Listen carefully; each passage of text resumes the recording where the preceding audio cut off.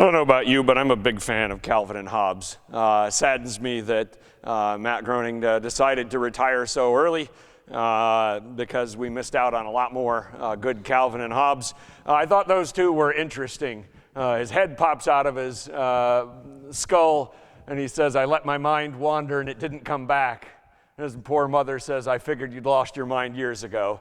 If you know anything about Calvin, he earns that response from his folks. And then on the bottom one, "How's your book?" "I can't put it down." "Gripping?" "You said it. Maybe you should wash your hands. It's peanut butter mixed with bubble gum." So in both cases, the literal interpretation is being used. And I thought of that this morning because we're going to be talking about Jesus calming the storm, which is a literal thing that a lot of people also take figuratively. And I was thinking that this week about how much of this message was going to be about literal storms and how much about figurative storms. And as a former English teacher, I literally do not like it when people use literally wrong. When someone says, "I'm literally starving to death." No, you're not. You weren't literally scared to death either, or the host of other ways in which people say that, and they don't actually mean it, and the English teachers the world over go, "Not again." Item number whatever on the pet peeve list, I know. So let's look at a literal calming of a literal storm, and then we'll think about how figuratively we want to think about that as well.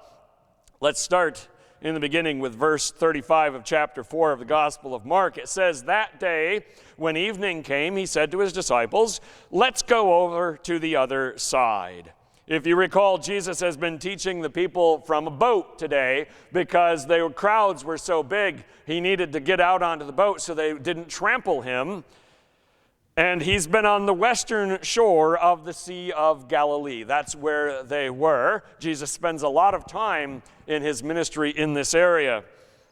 He decides to go with his disciples just a few miles across the lake to the other side on the eastern shore. The text here doesn't tell us why. Jesus doesn't give them a reason. He just simply says, "Let's go to the other side." Plenty of things pop into mind. Number one could be simply, if we take a boat over there, that we'll have some peace and quiet tonight, versus staying here where the crowds continue to be. But if the disciples thought that this would be a good chance to catch a break and to rest, they were wrong, because this is going to be like that vacation that you took with your family that goes sideways, and you end up thinking, "I just want to go home." Or you end up saying, maybe some of you have said this at some point, "If you two don't cut it out, I'm turning this car around." Anybody? Anybody go to admit they said that or had that said to them when they were messing with their siblings? When I was young, I think my sister was 3, so I would have been 5 or 4 and 6, something like that. We drove in our car from Saranac, Michigan to Maine, with me and my brother and sister in the back. That was, I'm sure, not a problem at all for my parents in the front. I'm sure there was no issues. I don't recall any. Sometimes you don't get the relaxation that you were hoping for. Sometimes you don't get the restoration, the calmness that you were hoping for. You know where this story is going. That's what's going to happen here. 36, "Leaving the crowd behind, they took him along, just as he was in the boat. There were also other boats with him." You probably didn't think about that part of this story. There were other boats, where nobody ever talks about the other boats, the other fishing boats that went along. So they didn't go back to where they were staying, whether that was Peter's house or wherever they had stayed the night before. They didn't go get any supplies. They didn't go get a clean change of clothes. They just said, "You know what? We're just going across the lake. It's a carefree outing. What could go wrong?" Sort of like how we all felt on January 1st of 2020. It's a new year. It's going to be a year just like the last year. Little did we know. That's one of those literary devices that you use to show that something bad is happening. Little did we know what all we would look for, what we would be looking forward to in this year. Little did we know that in the future, people are going to say, at least it wasn't 2020. Because people are going to say that. Some of you are going to say that, and I'll probably say that. And we'll be talking about that 40 or 50 years from now, and kids will roll their eyes at us and say, oh my goodness, not the 2020 stories again. Right? That's the kind of year that was coming that we didn't know about in January. Notice also in this text that the storm that is about to erupt came on a day in which Jesus and the disciples spent the entire day in the service of the Lord, doing the Lord's work, healing people, preaching, doing the work of the Lord. And yet that did not make them immune from the trials and tribulations that were about to come. That did not make the storm reroute and go a different day. It came anyway. Here it is. A furious squall came up, and the waves broke over the boat so that it was nearly swamped. Jesus was in the stern, sleeping on a cushion. By the way, did any of you notice we are under a winter storm warning for tonight? 3 to 5 inches tonight. That's what you were all hoping for on the second day of November. That's what the Weather Channel says is potentially coming tomorrow. Odds are we won't get any. Who knows? That's the way this kind of weather goes. The Sea of Galilee is situated basically in a bowl. It's surrounded by mountains on all sides. It's normally calm and tranquil. But when a storm comes, it comes suddenly and furiously. Fishermen on that lake have been dealing with it for thousands of years. You know, whether a storm is a literal storm or a metaphorical storm, it is not required to give you prior warning.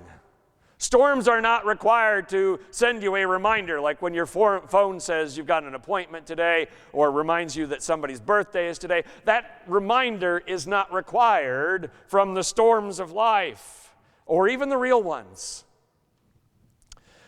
As human beings, especially in this day and age, we have all sorts of advanced warnings. Just told you what the Weather Channel said we might get tomorrow. We have all sorts of things that say that bad weather is coming or that trouble is on the horizon. And yet it always seems that as a human race, we're more often than not caught off guard. I had no idea there was going to be a hurricane. Where did this wildfire come from? How did this pandemic happen? We seem shocked that things happen that have happened before, that people have warned us about were coming. We always seem caught off guard. We have an entire industry that was created to protect against sudden losses of property and health and life. The insurance industry in this world is huge. The total amount of things that are valued in the insurance is astronomical. But note this. Insurance only helps after the bad thing happens. It doesn't prevent it from happening. That annoying Aflac duck, right, does not help prevent you from getting injured. He only helps you with your bills, unexpected bills afterwards, or whatever however that works. Insurance does not prevent the damage. Predictions do not prevent the damage. But God, as you already know, is not surprised by anything. We may be. We continue to be. God is the Alpha and the Omega, the creator and sustainer of the universe, the author and finisher of our faith. So in this moment, when the squall is coming up, what was Jesus doing? He's tired. He's sleeping through the storm. Some of you can do that, right? You can sleep through anything. Couldn't wake you up if we tried. Other people, not so much. But Jesus is in the back of the boat, and I'm wondering how many of you could sleep when the boat's doing this kind of thing because, seasickness. But Jesus must be a trooper when it comes to being in a boat because he's asleep. So the disciples woke him and said to him, "Teacher, don't you care if we drown?" What a lovely question to ask. Don't forget that a third of these men, of the professions we know about anyway, are fishermen. And where do they fish? On the Sea of Galilee. This is their home turf in what they do, and they are scared. But that is a good question. Does God care when his people are in danger? Does God care when disaster is happening?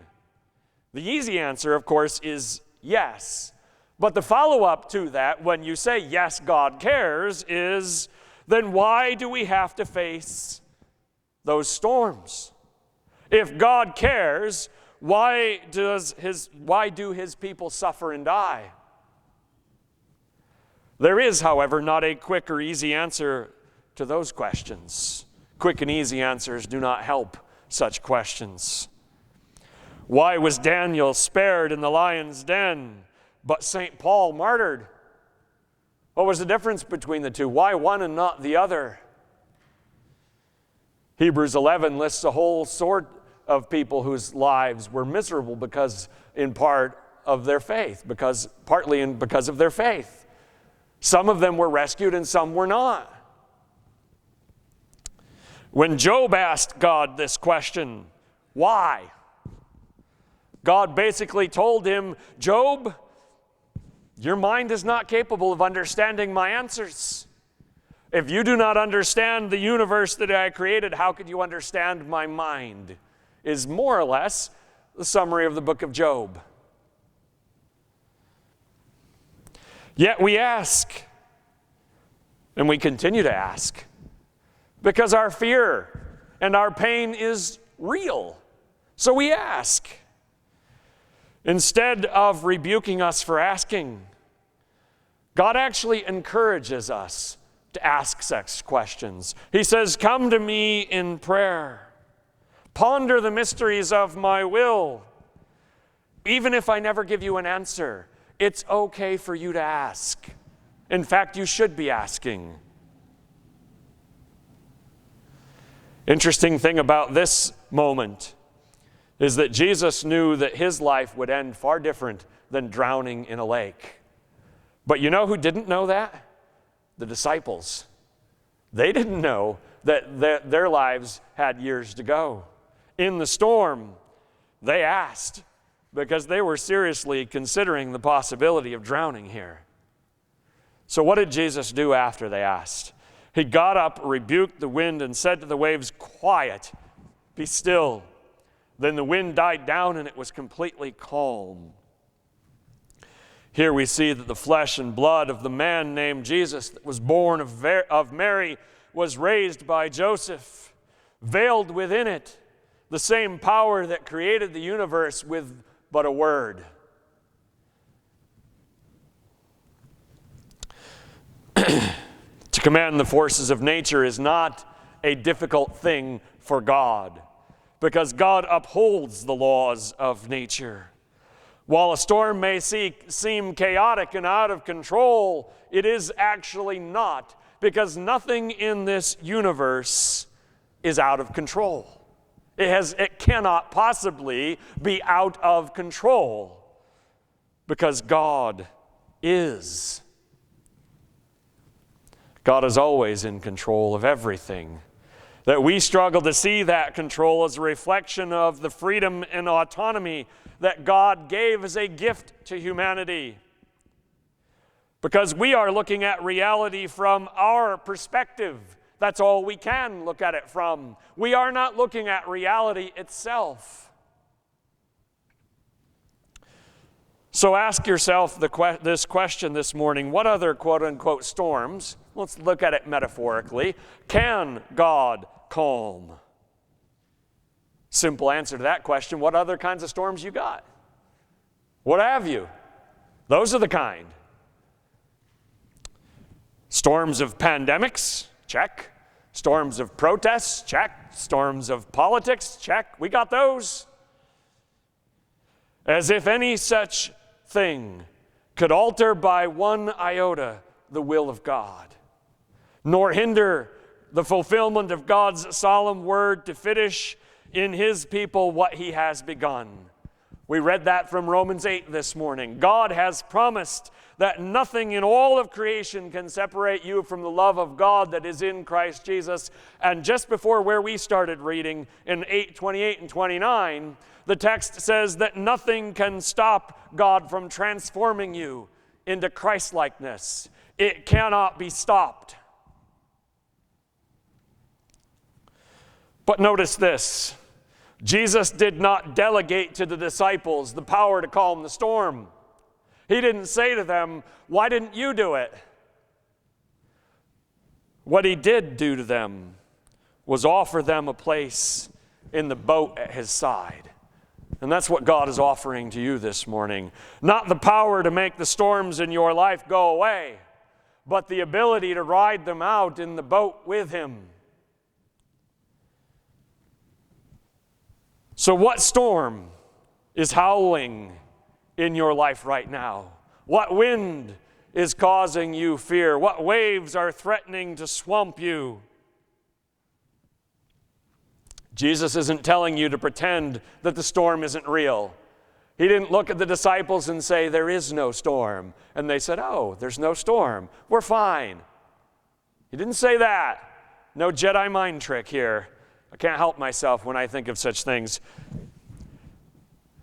And notice also that God is not promising you that you won't drown in a storm someday.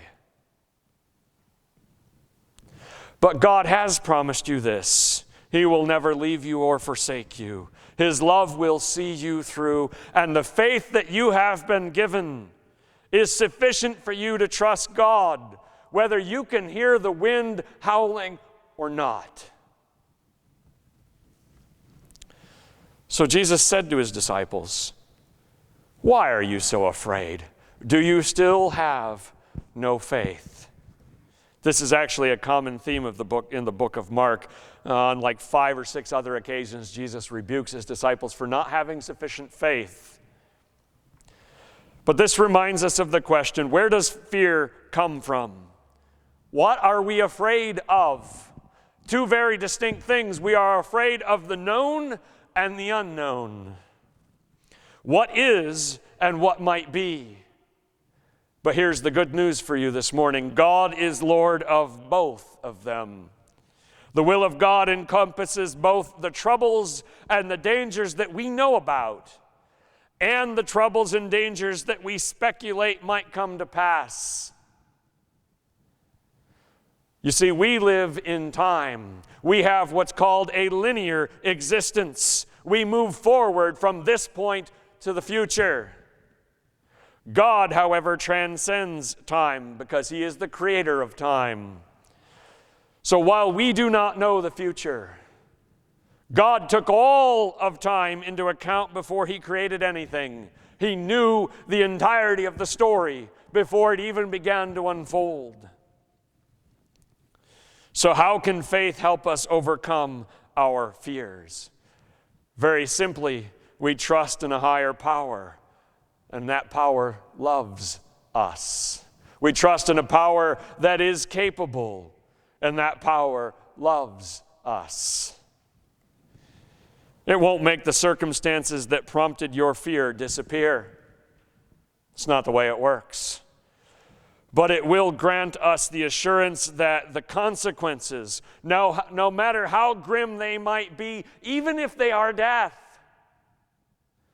cannot overturn God's will, cannot dampen God's love, nor loosen at all the grip that God has upon your immortal soul. So asking ourselves these questions this morning, how high will the COVID death count end up before this ends? 3, 4, 500,000 more? How bad will the politics get? More killings, more bombings, more shootings? I don't know. But either way, for those and anything else, cancer, job loss, Whatever the thing is that has you gripped in fear or giving you anxiety, the answer is to have faith in the one who has already overcome the world. Jesus Christ has conquered sin and death. Whatever it is that you're facing, even though it is horrendous, cannot compare to that. The last verse, they were terrified and asked each other, "Who is this? Even the wind and the waves obey him." You want to know something? Truly seeing the reality of the presence of God is terrifying. We live in between two realities, one in which we believe that we are our own masters, that life is random and the future is unknown. This first reality is a construct of the rebellion that we have against God. And while it's pleasing to our vanity, it isn't actually real. Actual reality is shockingly different. In real reality, we are the servants of the God whose will directs the universe, who has written the ending and is making it unfold. Actual reality is of great comfort. Once we get over the stark and shocking reality that our independence is a mirage. Yes, I can't help myself. As Yoda said to Luke, you must unlearn what you have learned. You have learned a fantasy that you are on your own. But you're not. When the disciples truly saw Jesus for who he is, when they truly understood that he was the Son of God, it was a wake-up call. They were not following Jesus on a whim. They were part of the plan of the Lord God Almighty. And when you truly understand that, it's a bit scary. While you and I profess to know and acknowledge that God is sovereign, we say that. Part of our humanity holds on to the fantasy that we ourselves remain in control. Here's the last one, I promise. As Indiana Jones said to Elsa at the end of the Lost Crusade, let it go. Get yourself in the boat with Jesus and let him worry about the storm. Things to take away from this. Storms, whether metaphorical or literal of life, are absolutely real. And we don't have any reason to pretend otherwise. We're not here to sugarcoat life. We're here to deal with it. Secondly, there is nothing outside of the will of God. Nothing. And thirdly, when our eyes are open to the reality of the sovereignty of God, we can let go of our illusions and find peace through faith.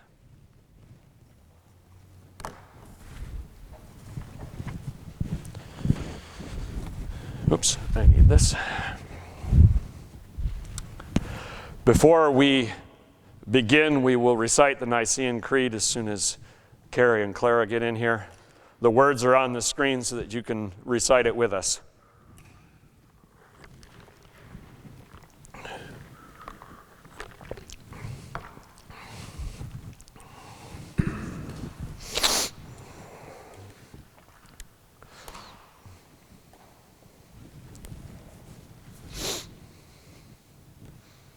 Sorry, it takes a minute sometimes to get a 5-year-old to quit what they're doing and come back into the sanctuary.